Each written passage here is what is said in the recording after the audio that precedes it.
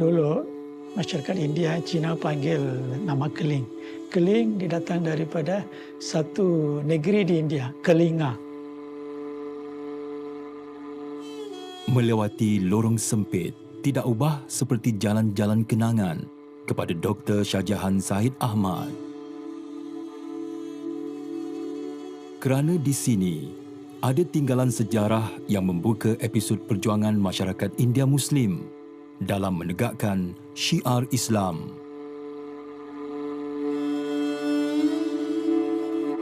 Sebab dia tengok orang India terus dia panggil Keling. And then tempat ni masjid jadi pun jadi Keling.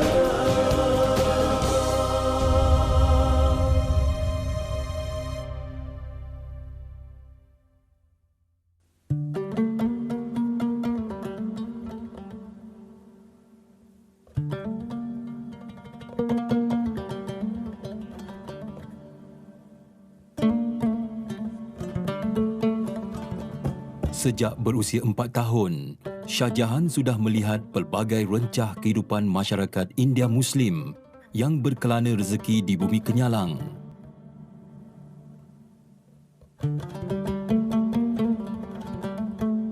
Kerana dia dan bapanya sama seperti mereka, merantau hingga ke Kuching untuk melebarkan sayap perniagaan.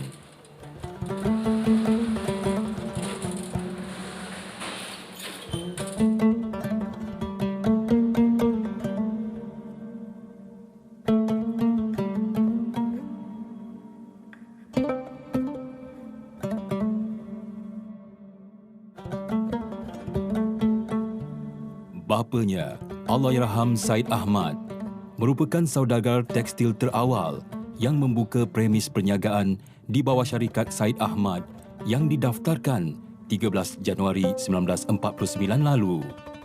Masyarakat India Muslim datang daripada India, dia bukan datang untuk berdagang saja. Okay? Dia bawa ibadah dia juga, akhlak dia. Okay, akhlak sunnah dia, okay, dia bawa. So dia orang perlu tempat untuk semayang. Okay, so dia mula dengan pondok 1834 daripada kutipan perdagangan. Dia orang simpan separuh lah untuk mengimarah masjid. Hari berganti hari. Kawasan ini tidak ubah seperti lubuk rezeki bagi pedagang India Muslim. Perniagaan tekstil dan rempah ratus menjadi tumpuan di sini. Sehingga Kuching dikenali hub perniagaan di rantau Borneo pada ketika itu.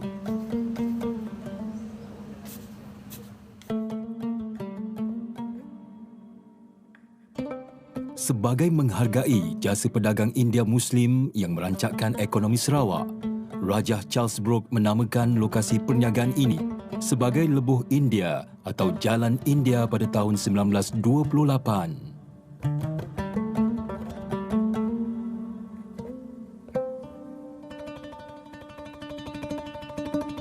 Masyarakat India apabila mereka datang ke Sarawak, mereka perlu satu tempat untuk beribadah.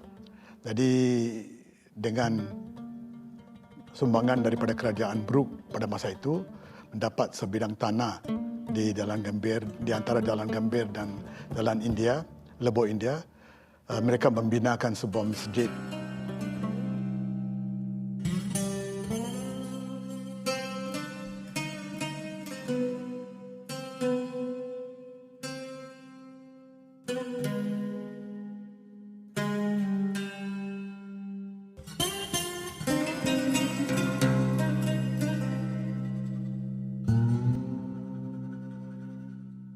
Jemaah itu terlalu banyak. Mula-mula dia mula dengan masyarakat India saja. tapi tambah jemaah lagi. So daripada kutipan itu dia membaiki masjid ini jadi besar supaya struktur itu nampak macam masjid. Jadi surau. Dia jadi surau. Ini ada dalam rekod. Kita tengok dalam satu surat dia keluarkan oleh Puan McDougall. From McDougall memang ada dia.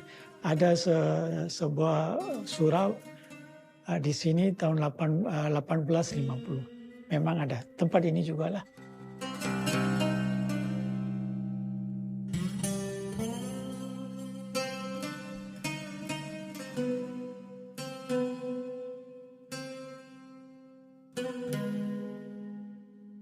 Resamnya, kembara pedagang India Muslim keluar dari selatan India bukan sekadar untuk bermusafir rezeki, tetapi mereka juga pendakwah yang bertanggungjawab menyebarkan Islam ke Nusantara.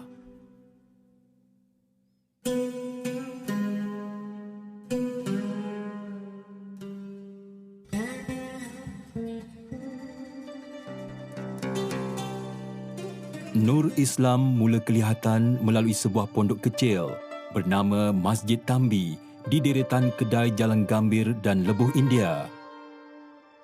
Masjid yang dibina pada tahun 1837 hanya beratap dan berdindingkan daun nipah. Setelah 39 tahun dibina, barulah struktur bangunan usang diganti dengan kayu belian yang lebih kukuh.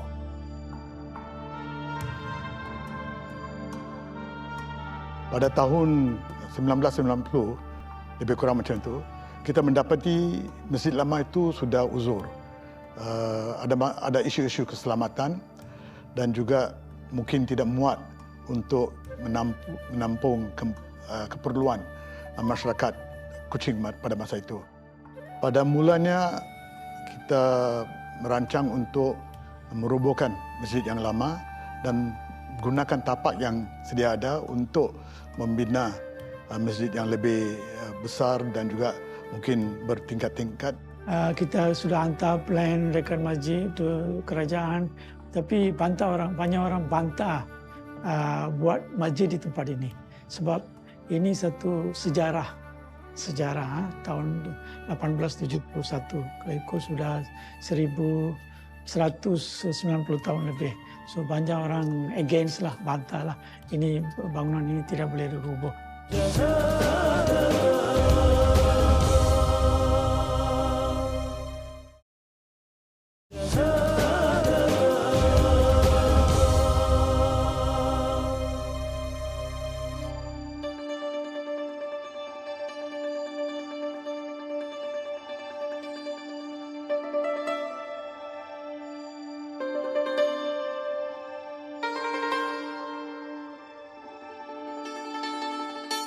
Biarpun dunia melalui pelbagai evolusi, tetapi warisan rohani pedagang India Selatan terus menjadi tradisi dari generasi ke generasi India Muslim.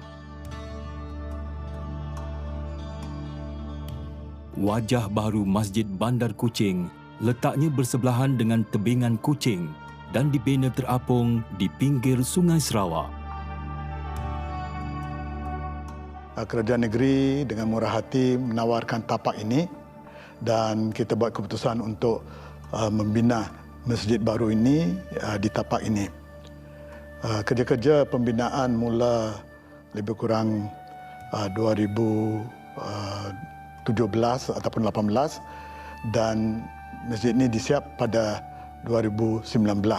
Kepentingan masjid ini bukan saja untuk masyarakat India tetapi juga masyarakat Islam keseluruhannya di Bandar Kuching. Dari segi untuk ibadah, keperluan ibadah, untuk pendidikan anak-anak mereka dan juga untuk merapatkan hubungan sosial antara mereka.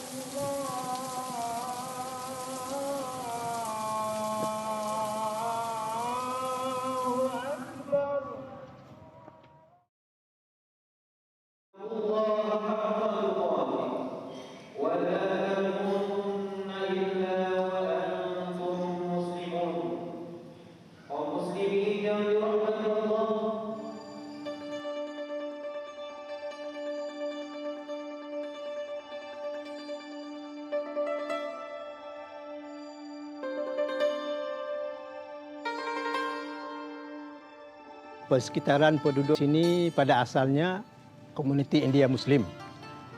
Kemudian masyarakat ini telah begitu rapat dengan masyarakat asal di sini, iaitu khususnya masyarakat Melayu.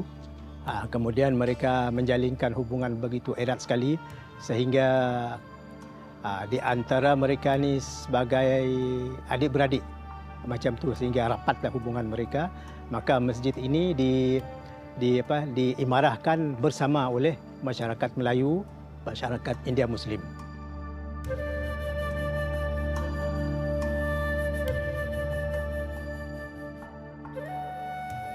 Agama Iban biasalah, tapi mula dulu aku susah hati belum ada tentu agama. Sebab masa apa? Saya tidak berapa senang hati lah. Agama belum sesuaikan kita lah. Tapi sudah aku masuk Islam sampai sekarang, alhamdulillah bagus. Perasaan saya tenang, perasaan. Sebab saya baca selawat, baca berzikir yang apa saya dapat lah. Baca-baca bagus-bagus. Pakai penyenangkan hati.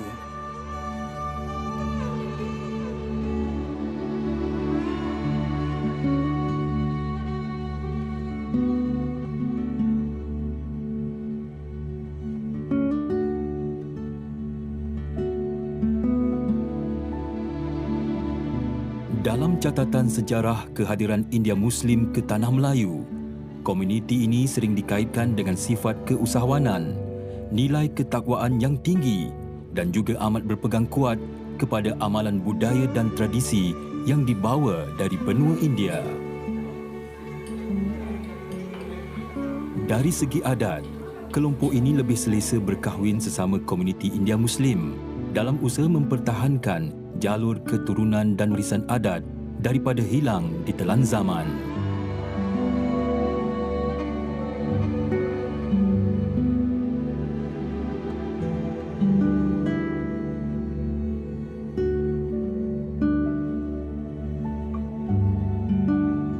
Secara umum lah, biasanya India Muslim ni dia memang suka kalau dapat kahwin sama India Muslim lah, just untuk mengekalkan tradisi dan sebagainya.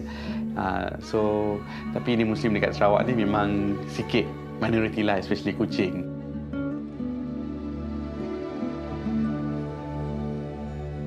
Jadi time tu jodoh saya ada dengan isteri saya, introduce dengan my parents, and then time tu nenek saya pun masih hidup lagi. Semua berkenan, okey, jalan je, tak ada masalah. Mak pun okey, tak ada masalah, alhamdulillah dapat boleh menerima, tak ada masalah. Itu pulang pada dia anak-anak lah. Bila anak suka kahwin dengan orang Melayu, kahwinlah. Macam anak saya Jalaluddin, kahwin dengan orang Melayu, orang Pintudu. Kahwin. Memanglah bila kita kahwin dengan keluarga tempatan, anak-anak kita mungkin tidak 100% ikut budaya India. Sudah memang ada campur dengan dia lebih kepada budaya Melayu daripada budaya India. Mungkin disebabkan mereka lebih interaksi dengan ahli keluarga yang orang Melayu daripada ahli keluarga yang India. Very limited Indian family for them. Jadi walau bagaimanapun melalui aktiviti-aktiviti masjid dan masyarakat India, kita cuba kekalkan masyarakat nilai-nilai dan amalan-amalan Indian Muslim itu. Kita cuba kekalkan. Mak saya biasanya dia akan cakap Tamil lah dengan dia orang. So dia orang faham, cuma nak cakap tu tak sangat lah. Tapi insya-Allah kita akan improve. Tapi my wife, alhamdulillah dia dah boleh cakap sikit-sikit nama-nama Tamil. So my mother ni dia memang berkomunikasi dalam bahasa Tamil. Kalau kahwin campur ni dia tak ada masalah. Cuma kalau you as a leader as a family, you kena berusaha untuk kekalkan tradisi itulah. So kadang-kadang tradisi ni dia unik. Nanti kalau you tak turunkan kepada the next generation, dia akan hilang. Kerana cinta itu datang dari hati, bukannya dipaksa. Tidak seperti generasi terdahulu yang akur dengan perkahwinan yang diatur oleh keluarga. Inilah hakikat yang dihadapi oleh komuniti India Muslim yang menyusut jumlahnya di Bumi Kenyalang. Usaha untuk melindungi dan memelihara khazanah budaya nenek moyang mereka tidak mampu dilakukan dalam jumlah yang tidak sampai 100 keluarga. Tetapi masing-masing cuba menyelamatkan warisan yang dibawa oleh nenek moyang mereka terus subur di Bumi Kenyalang.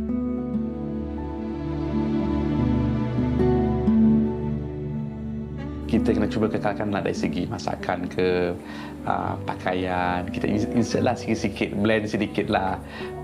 Tak juga, my wife pun dia kahwin terus tukar jadi India. Saya pun taklah kahwin Melayu terus tukar jadi orang Melayu.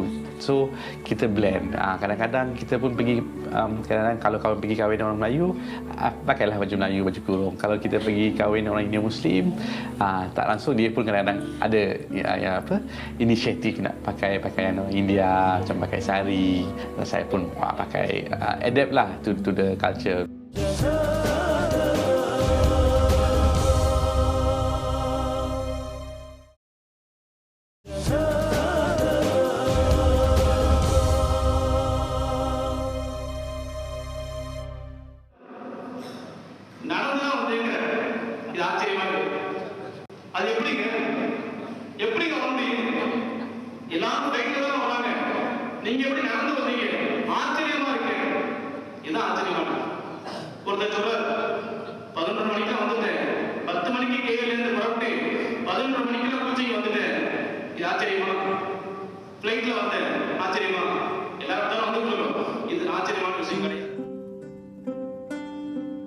Bahasa Tamil masih digunakan dalam menyampaikan mesej Islam menerusi kuliah dan kelas pengajian fardu ain.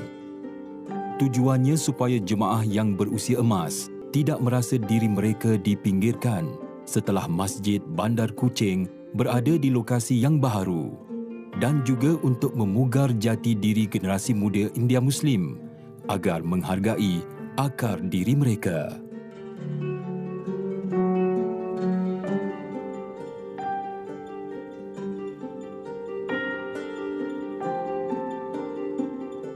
Program antara Maghrib dengan Isya setiap hari boleh merupakan ceramah ataupun ada macam-macam lah aktiviti yang untuk mengisi ruang antara Maghrib dan Isya. Kita ada aktiviti kalender Islam tertentu seperti sambutan Mahal Hijrah. Kita juga ada sambutan Maulud, kelas mengaji. Hampir setiap minggu ada program tertentu. Ada yang program tetap dan ada program yang mengikut musim. Okey. Macam ni kita nak, macam mana kita kenal? Nah, barakat panjang. Dua barakat. Hukumnya apa? Allahumma salli ala sayyidina Muhammadin wa ala ali sayyidina Muhammadin. Alhamdulillahilladzi at'amana. Kita biasalah kerjasama lah dan hidup secara majmuk kan. Dan lepas majlis ni biasanya kita akan hidang nasi talam lah. Dan time hidang nasi talam tu boleh tengok ada orang Melayu, orang India. Kadang-kadang duduk dalam talam tu ada orang Melayu dengan India sekali. Jadi itu yang menarik lah Masjid India ni. Contohnya aktiviti yang kita buat di Masjid India ni, dia bukan khususnya untuk masyarakat India juga, tapi untuk masyarakat setempat, khususnya komuniti Melayu di sekitar Masjid India lah. Ini memang tradisi dari dulu lagi. Apa kita buat? Kita biasa buat collection dengan komuniti India Muslim. Kita buat collection tu, lepas tu kita ada tukang masak, masak untuk jamuan yang akan dihidangkan kepada semua jemaah. Dan biasanya contoh pada Maulid Rasul, kita biasanya akan ada marhaban, zikir marhaban, yang biasanya kita akan jemput daripada kumpulan-kumpulan zikir daripada kampung-kampung, dan selesai itu kita ada zikir maulid daripada kumpulan Masjid India pula. Jadi ini memang kita bawa dua-dua komuniti sekali, antara komuniti India Muslim dan juga komuniti Melayu. Sebagaimana seindahnya nama pedagang India Muslim yang telah menyebar pahala sedekah mereka melalui ilmu bermanfaat, masjid yang mendekatkan manusia kepada Pencipta dan nilai kasih sayang sesama insan tanpa batasan. Warisan rohani komuniti India Muslim akan kekal bersama catatan sejarah perkembangan Islam di Malaysia dari dahulu, kini dan selamanya.